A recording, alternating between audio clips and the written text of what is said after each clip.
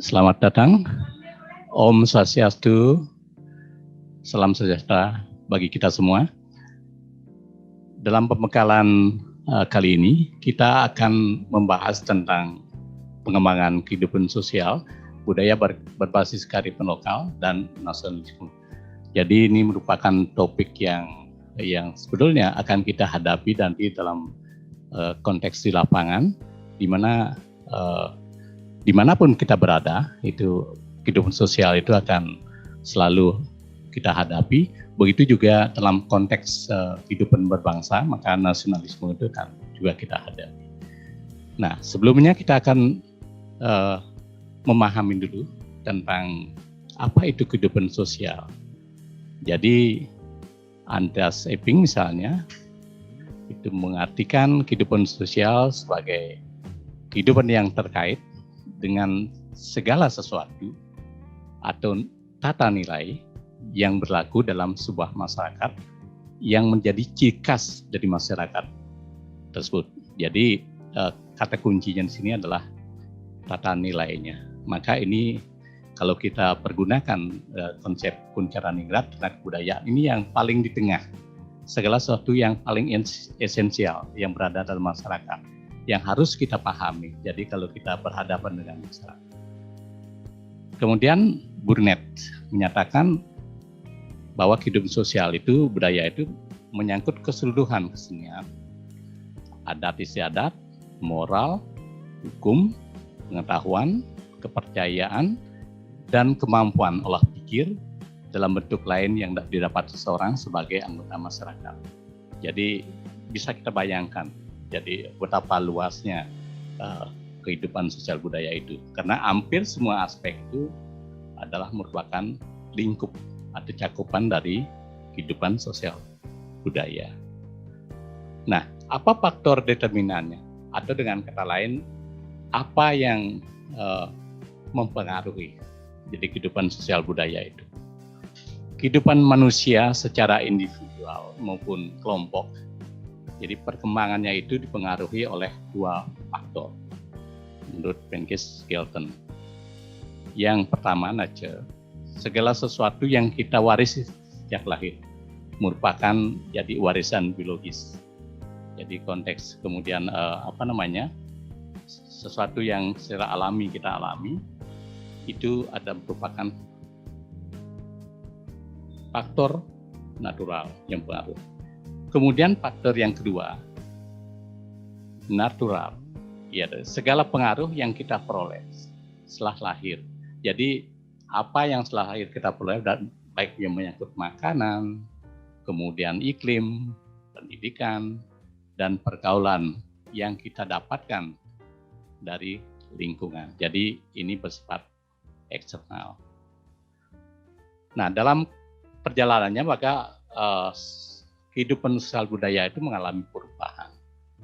Jadi perubahan dalam masyarakat itu dipengaruhi oleh sistem nilainya, kemudian sikapnya dan perilaku individu dalam masyarakat. Sehingga perubahan ini yang selalu berkembang.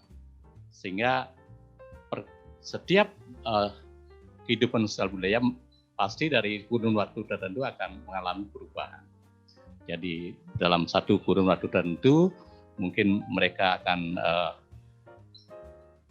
dalam kehidupannya ekonomi dan pertanian yang lebih dikedepankan, tapi dalam kehidupan lain itu budaya industri yang kemudian berkembang. Nah, perubahan dalam sistem ide yang dimiliki bersama pada berbagai bidang kehidupan dalam masyarakat yang bersangkutan itu juga mengalami perubahan.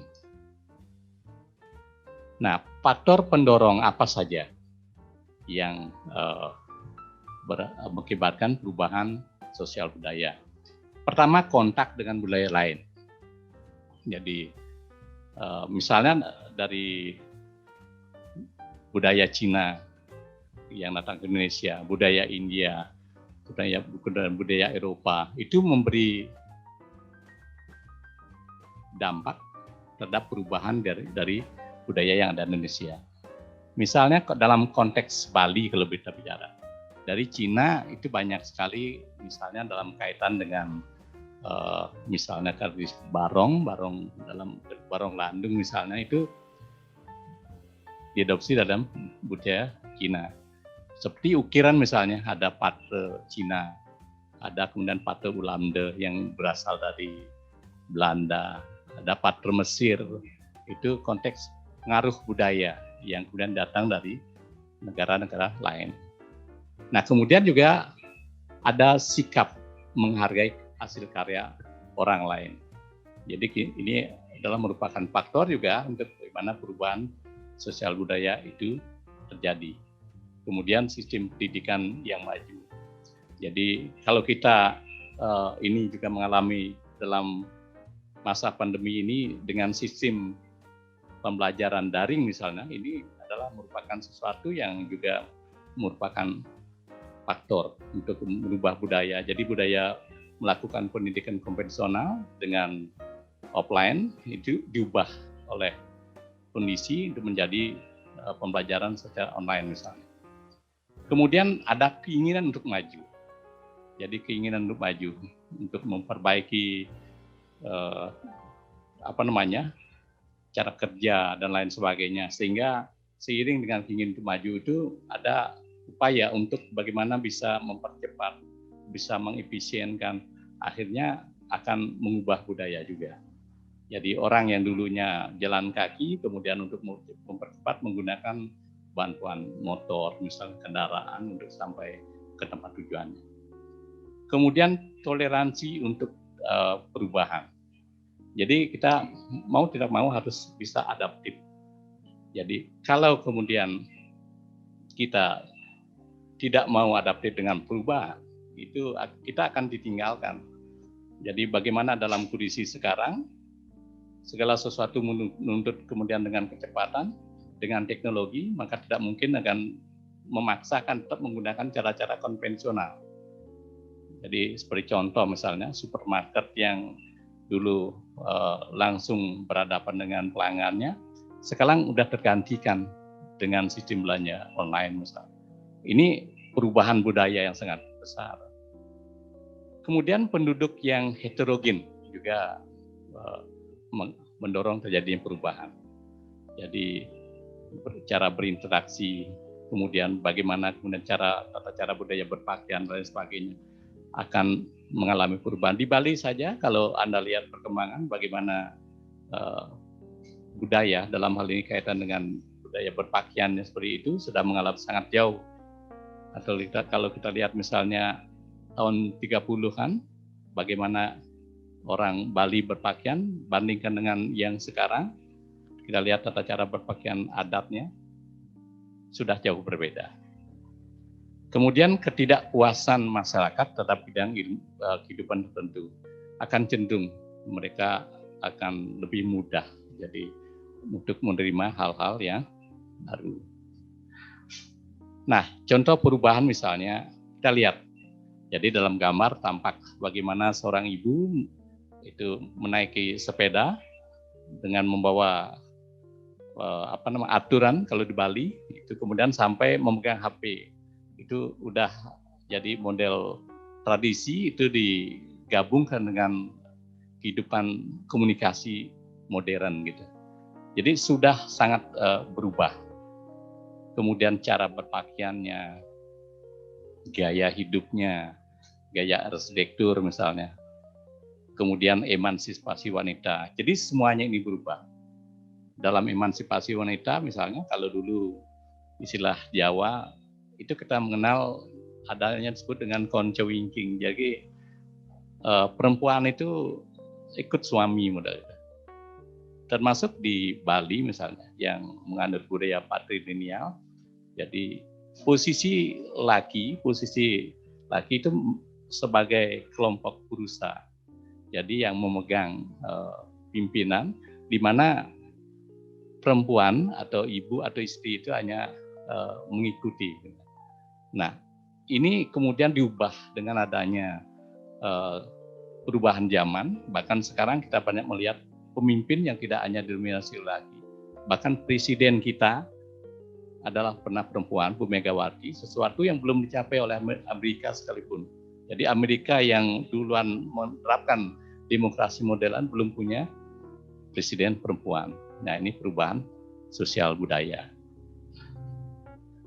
Nah, contoh sosial budaya yang terjadi juga, ada masyarakat yang kondisi masyarakat semakin kritis. Dulu kita mengalami suatu peristiwa yang dalam rentang waktu yang lama, dari tahun 66 sampai 98, 32 tahun. Jadi masyarakat hampir tidak bisa menyuarakan aspirasinya, menyuarakan pendapatnya demikian. Karena situasi pada saat itu sangat tidak memungkinkan. Demokrasi yang dianut itu sangat represif di bawah rezim yang otoriter. Nah, kemudian berbalik ketika tahun 98, itu kemudian keran dibuka sedemikian luasnya, sehingga pada saat itu, mulai saat itu hampir tidak ada rezim siapapun berkuasa itu menghalangi. Jadi perubahan sangat drastis dari yang tidak ada demokrasi sama sekali, partisipasi sangat sedikit, memasuki era yang kemudian sangat bebas, sangat liberal dalam mengeluarkan pendapat. Sehingga istilahnya pada masa ini, jadi masyarakat itu sangat powerful. Jadi kondisi demokrasi itu dipegang ada pada masyarakat. Nah, juga bisa kita amati dengan ada perubahan sosial budaya, hilangnya permainan tradisional. Mungkin generasi yang 80-an, 90-an itu masih menikmati ada mencingklak, mengkering-kering kalau model Bali gitu. Nah, sekarang sesuatu itu sudah digantikan oleh game. Jadi permainan-permainan dalam bentuk permainan yang modern menggantikan permainan yang tradisional. Kemudian juga pudarnya minat kepada makanan dan alat tradisional, alat musik tradisional. Ya, jadi ini kita banyak saksikan bagaimana kemudian bahkan jenis-jenis musik tradisional tertentu sudah punah atau tidak ada kelanjutnya lagi, karena tidak ada kemudian generasi yang melanjutkan untuk memainkan alat musik tradisional itu. Nah, syukurnya kita di Bali itu masih jadi sosialisasi terhadap penggunaan alat-alat tradisional, termasuk juga seni tarinya seperti itu, berlangsung berkelanjutan. Jadi relatif bisa dipertahankan seni tradisional itu. Kemudian tergerusnya kebudayaan Indonesia. Ya, kita perhatikan juga, jadi kebudayaan dalam arti luas. Jadi bagaimana kemudian budaya misalnya budaya bertani sekarang itu sepertinya hilang. Orang lebih tertarik untuk pergi ke kota, bekerja, kemudian meninggalkan pekerjaan sebagai petani. Cuma situasi COVID pada saat ini kembali memaksa orang untuk menjadi bertekun, bercocok tanam dan lain sebagainya, karena memang pekerjaan lain tidak memungkinkan. Jadi pekerjaan petani ternyata memberikan peluang dalam kondisi pandemi sekarang ini. Mungkin ini sekaligus pembelajaran juga. Jadi sesuatu warisan luhur itu tidak boleh kita tinggalkan walaupun kita ada peluang pekerjaan yang lain. Kemudian penggunaan bahasa daerah juga semakin jarang. Ya, walaupun di Bali itu sudah ditetapkan bulan bahasa dari beberapa tahun sebelumnya, tapi sekedar bahasa, jadi bahasa Bali belum bisa menjadi semacam kebiasaan. Misalnya berbahasa dalam suatu forum misalnya seperti itu masih banyak yang kesulitan.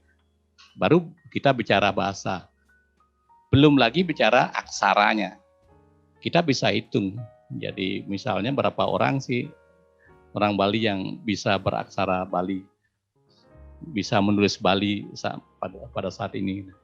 Jadi ini mencirikan sudah ada perubahan dalam sosial budaya masyarakat. Nah, bagian kedua kita akan coba sekarang melihat bagaimana pengembangan kehidupan sosial yang berbasis kearifan lokal. Sebelumnya kita melihat dulu, jadi pengertian kearifan lokal atau sering disebut local genius atau local wisdom adalah kecerdasan manusia yang dimiliki oleh kelompok etnis tertentu yang diperoleh melalui pengalaman masyarakat. Jadi catatan kuncinya adalah pengalaman masyarakat. Jadi kecerdasan manusia. Jadi ini kecerdasan itu berkaitan dengan bagaimana dia menghadapi persoalan, menghadapi masalah sehingga persoalan itu bisa terselesaikan. Jadi setiap etnis itu punya pengalamannya dan itu bisa jadi kearifan sebagai sebuah kearifan lokal. Artinya kearifan lokal itu adalah hasil dari masyarakat tertentu melalui pengalamannya dan belum tentu dialami oleh masyarakat lain. Sebagai contoh misalnya, di masyarakat Bali ada yang disebut dengan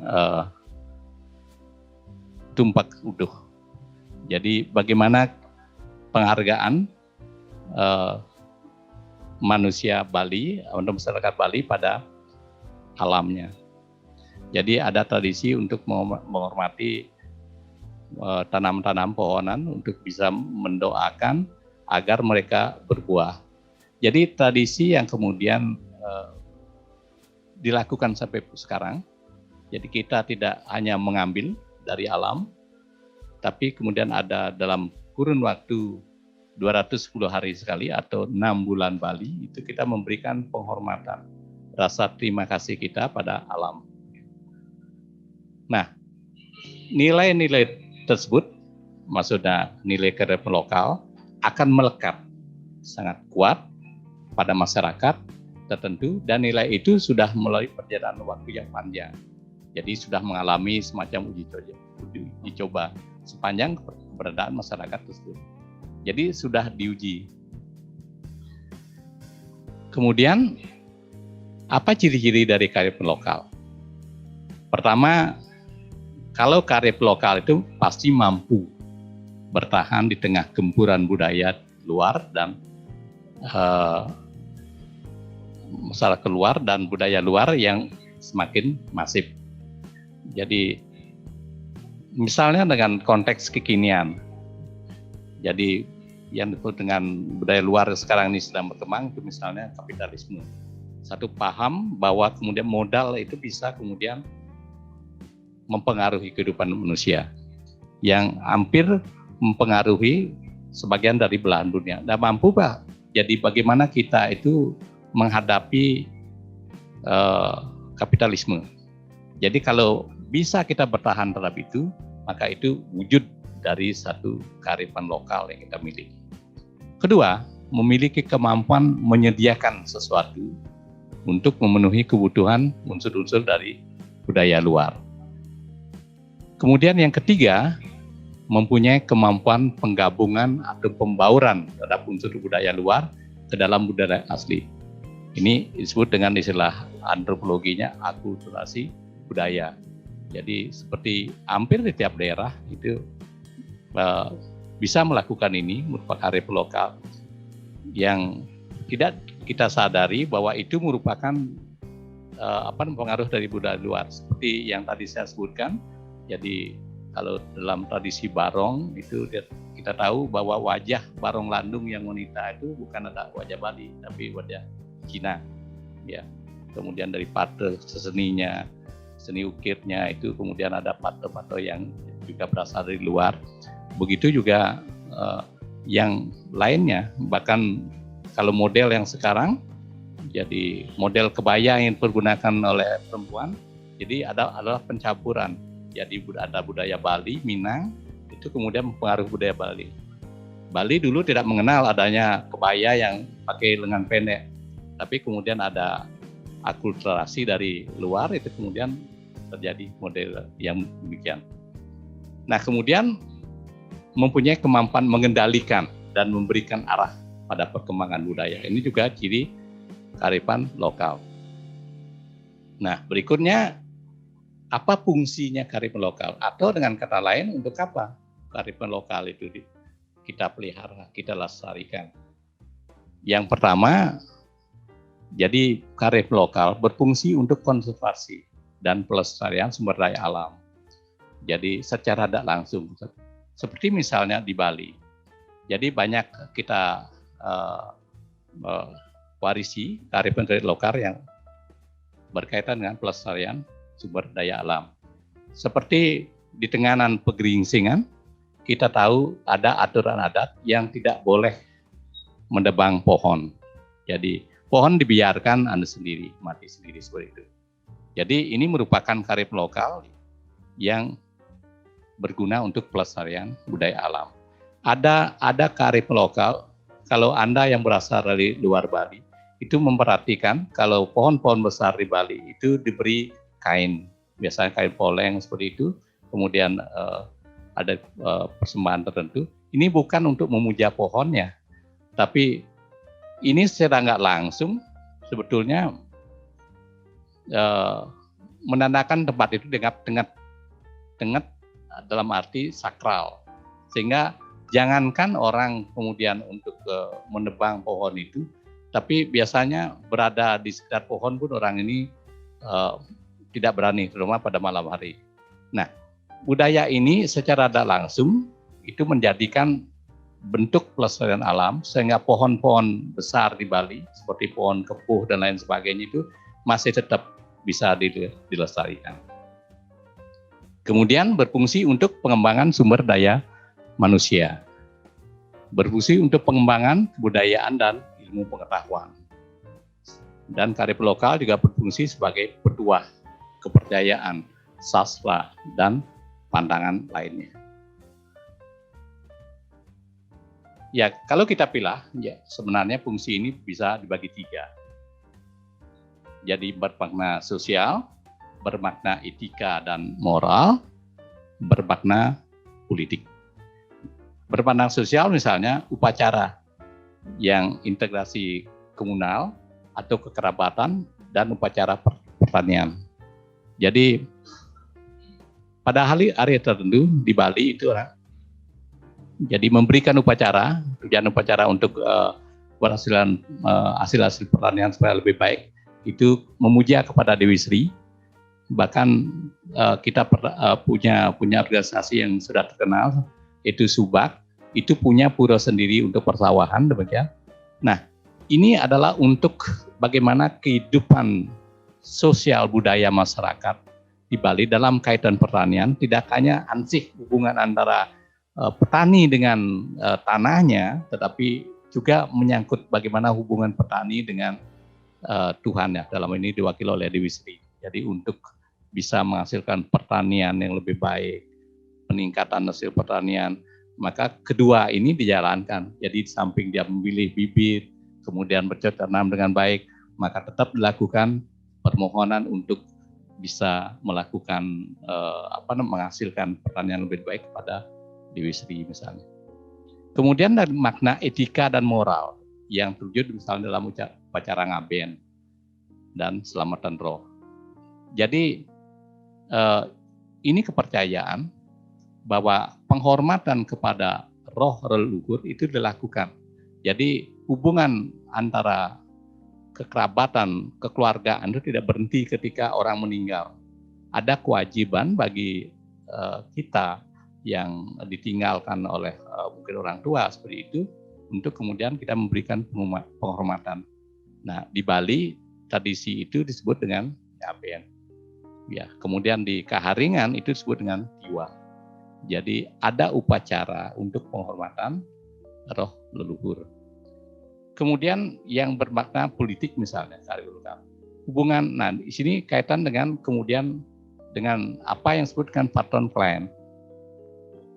Patron clan, budaya kita diwarisi dengan adanya budaya komunal, hubungan kekerabat yang sangat ketat, ya. Jadi tidak bisa kita pisahkan, sehingga di dalam konteks politik pun kemudian seseorang itu masih memohon petunjuk kepada orang-orang yang lebih tua.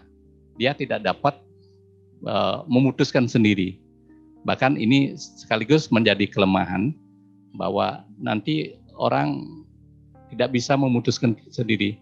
dia harus memilih apa, dia harus memutus seperti apa, dia harus memohon petunjuk terlebih dahulu.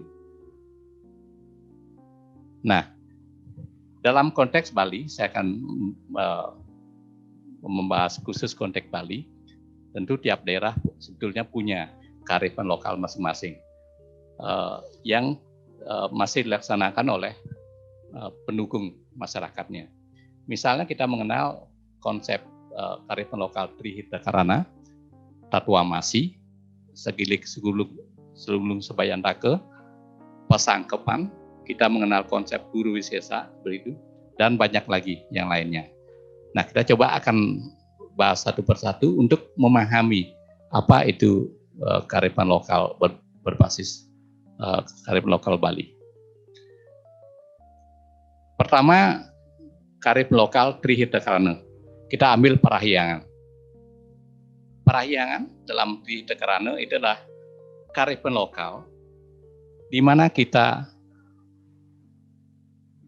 mengharapkan terjadinya keselarasan hubungan antara masyarakat manusianya dengan Tuhan. Jadi ini pertama-tama. Jadi ini selalu tidak pernah sepi kalau di Bali. Dalam konteks hubungan ini, maka kemudian orang sembahyang, orang kemudian berupacara, khususnya dewayannya, melakukan persembahyang bersama, itu selalu dilakukan. Dan ini dalam komunitas dan profesi tertentu itu selalu ada. Jadi Anda lihat kalau masuk pasar Bali tradisional itu selalu ada yang disebut dengan pelangkiran itu. Pelangkiran adalah alat untuk sembahyang kecil yang kemudian ditempatkan kemudian pada counter-counter pedagang tradisional yang selalu ada. Artinya manusia Bali, pedagang Bali itu selalu ingat ya dengan Tuhannya pada saat melakukan aktivitasnya. Ini konsep Parahyangan.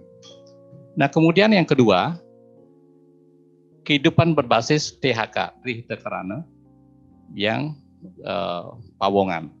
Pawongan adalah menciptakan keharmonisan kehidupan antara manusia dengan manusia lain, antara manusia dan kelompok lain. Maka di sana ada kemudian gotong royong, kemudian ada kerjasama. Jadi ada kita membentuk masa komunitas seperti Banjar, ada desa adat dan lain sebagainya. Itu adalah Pawongan. Bagaimana kita bisa hidup bermasyarakat secara selaras, harmonis, tidak berkonflik antara satu dengan yang lain seperti itu. Itulah yang ditekankan pada Pawongan, konsep Trihita Karana yang kedua. Kemudian yang ketiga, kehidupan berbasis Trihita Karana Pelemahan. Jadi ini mensyaratkan adanya keharmonisan antara manusia, antara masyarakat dan lingkungannya.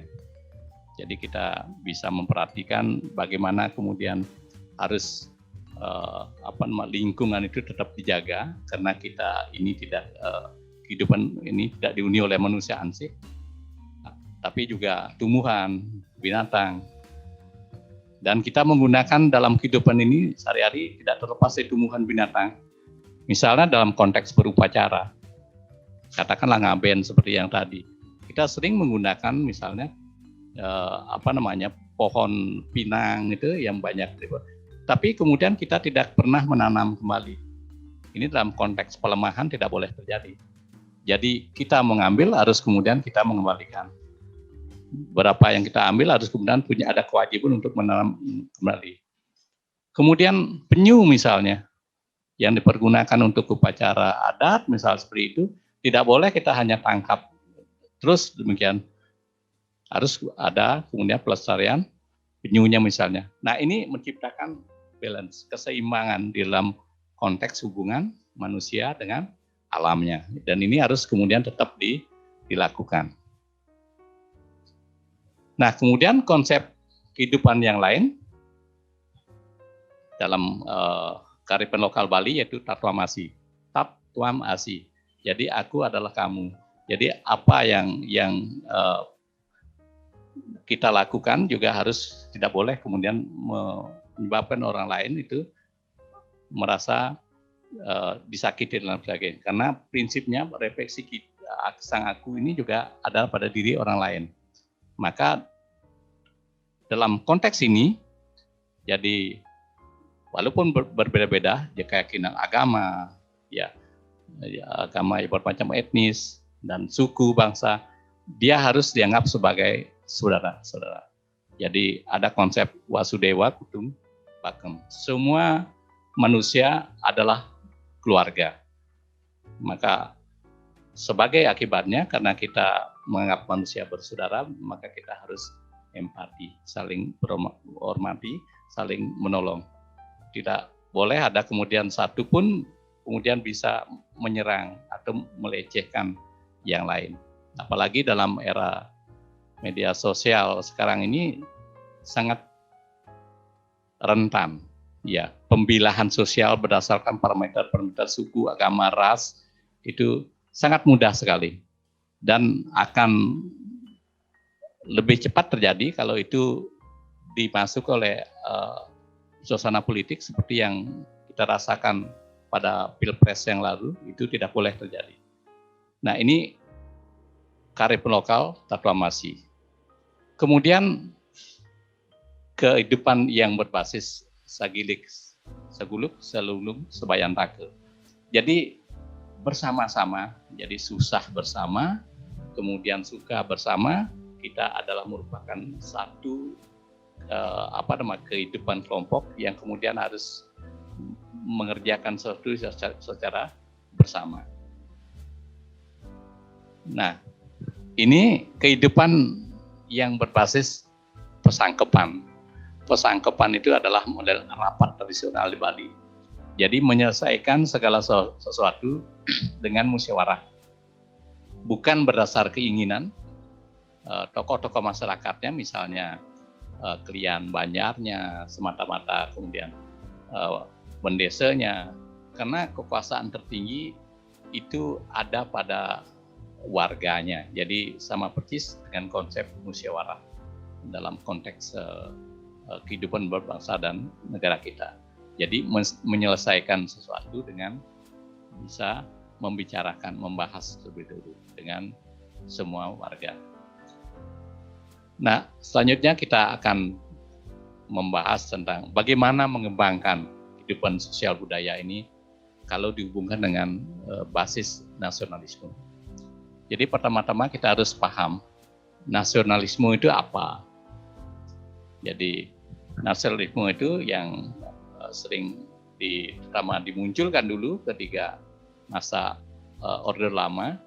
Jadi adalah satu paham yang menciptakan dan mempertahankan kedaulatan sebuah negara dengan mewujudkan sebuah konsep identitas bersama untuk satu kelompok manusia. Jadi nasionalisme Indonesia itu adalah bagaimana konsep paham kita tentang rasa cinta pada negara kita Indonesia. Nah, kalau dimudahkan, dibuat simpel, bagi saya nasionalisme itu, bagi kita nasionalisme itu adalah ketika kita bermimpi tentang Indonesia. Apa mimpi-mimpi kita tentang Indonesia? Ketika kita belajar tentang Indonesia, itu sudah nasionalisme. Jadi ingin mengetahui, ingin mendalami tentang misalnya budaya Indonesia, itu sudah bentuk nasionalisme. Ketika kita beraksi tentang Indonesia, misalnya ada pelecehan, jadi simbol-simbol negara kita kemudian diperlakukan tidak pada tempatnya di negara luar misalnya seperti itu, kita melakukan aksi, itu sudah bentuk dari nasionalisme. Ketika kita percaya kepada Indonesia, itu adalah bentuk dari nasionalisme. Jadi kalau kemudian kita seperti menjelek-jelekan pemerintah dengan begitu tidak mempercayai pemerintah, otomatis itu sebetulnya manifestasi dari nasionalisme yang sudah hilang, sudah memudar. Ketika kita membuktikan bahwa kita cinta Indonesia, apa buktinya bahwa kita cinta Indonesia. Jadi misalnya kita menggunakan lebih banyak model produk dalam negeri ketimbang luar. Ya, kalau semua produk hampir sebagian besar kita itu misalnya kalau sekarang dari odol, kemudian pakaian, kemudian sepatu, sampai topi. Jadi kita bisa memperkirakan kita itu nasionalis atau tidak.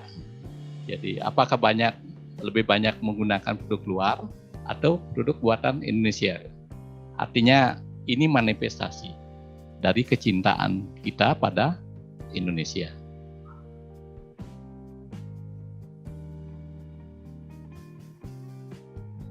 Ya. Nah, kemudian kita lihat bagaimana perguruan tinggi ini kalau dikaitkan dengan nasionalisme. Jadi sebetulnya perguruan tinggi ini adalah menciptakan dan memelihara iklim yang kondusif untuk belajar.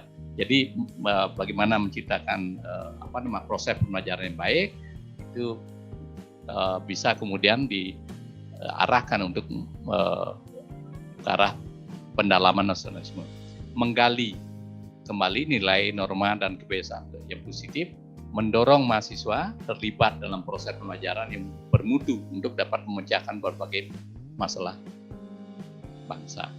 Jadi ini sebetulnya sudah menanamkan dasar-dasar dari nasionalisme kepada mahasiswa. Nah, kemudian yang lainnya,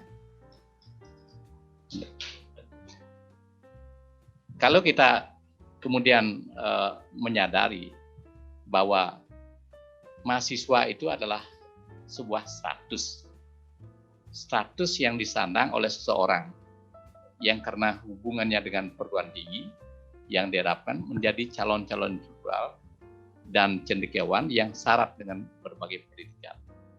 Ya, ini mahasiswa. Jadi kalau SD, SMP, SMA itu disebut siswa. Sekarang maha itu artinya agung, yang sudah tinggi. Jadi siswa yang sudah mencari taraf tertentu itu disebut dengan mahasiswa. Dalam ini adalah sudah sampai dengan perguruan tinggi. Maka berbeda semestinya dengan siswa. Seorang mahasiswa itu harus kemudian dia punya tingkat pemikiran, tingkat intelektual, dan kecenderungan yang berbeda. Setingkat di atas siswa, semestinya seperti itu. Nah, bagaimana kalau kita lihat dari sejarah perjalanan bangsa Indonesia, tercatat bahwa mahasiswa selalu memegang peranan yang penting. Jadi ada di depan setiap ada peristiwa-peristiwa yang monumental, seperti kebangkitan nasional tahun 1908. Itu juga melibatkan pemuda. Sumpah Pemuda tahun 1948. Proklamasi Kemerdekaan NKRI tahun 1945. Lahirnya Orde Baru tahun 66 dan Reformasi tahun 98. Itu hampir semua itu melibatkan mahasiswa sebagai penggerak gerakan yang terjadi pada saat itu.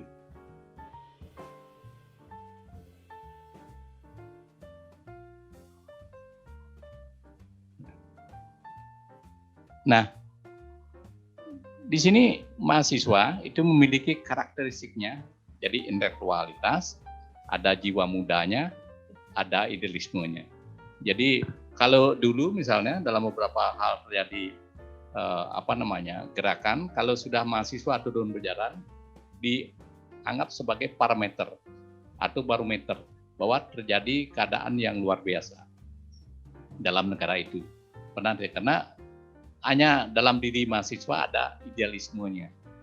Jadi idealisme tidak dalam politisi kita menemukan itu. Ya, hanya dalam diri seorang mahasiswa. Nah, kalau kita kaitkan dengan nasionalisme, jadi di manakah posisi mahasiswa? Jadi mahasiswa itu didukung oleh modal dasar yang mereka miliki, ada inteligensianya, kemampuan berpikir kritisnya, keberanian untuk menyatakan kebenaran. Dengan kompetensi yang mereka miliki, mahasiswa diharapkan mampu menjadi agen perubahan, mampu menyuarakan kepentingan rakyat, mampu mengkritisi kebijakan yang koruptif, dan mampu menjadi watchdog atau anjing penjaga lembaga-lembaga negara dan penegak hukum. Jadi mahasiswa harus berani, jadi punya sense of belonging, jadi perasaan memiliki terhadap negara ini. Jadi kalau ada yang salah, kalau ada sesuatu yang tidak benar, yang tidak sesuai dengan pemahaman yang didapatkan di kampus, semestinya mahasiswa bersuara.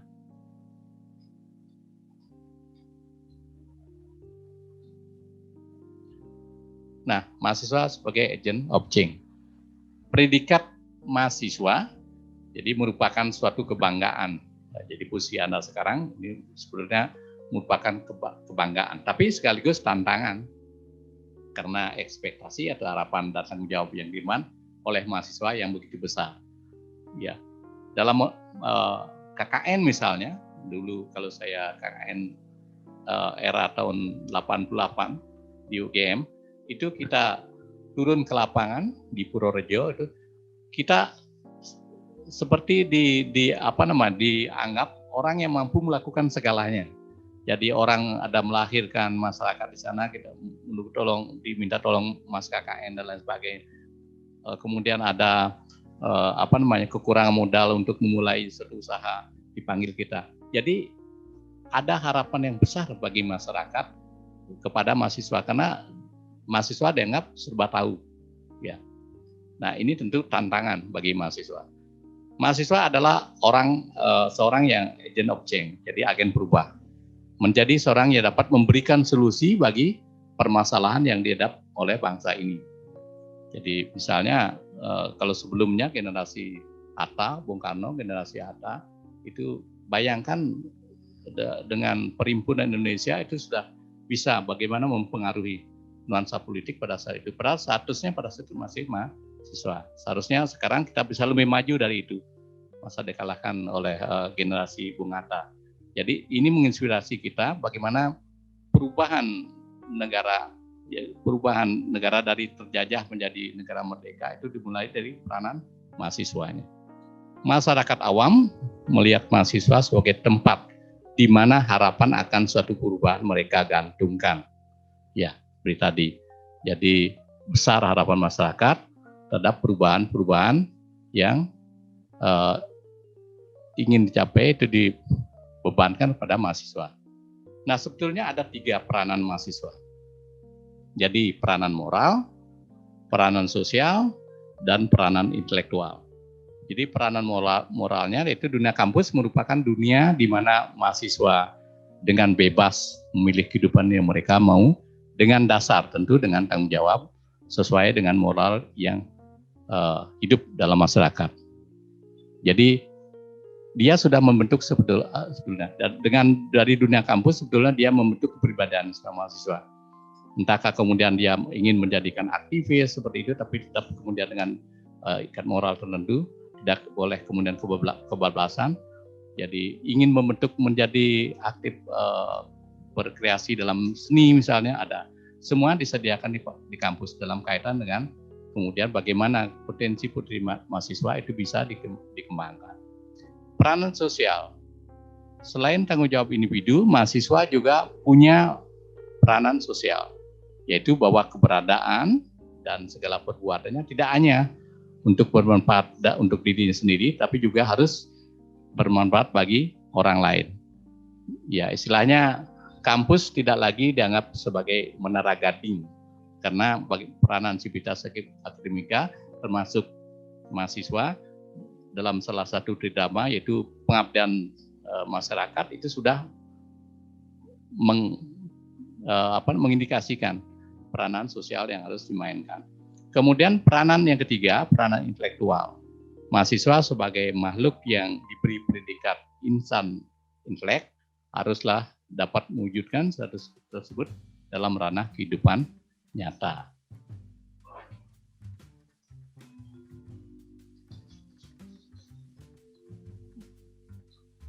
Ya,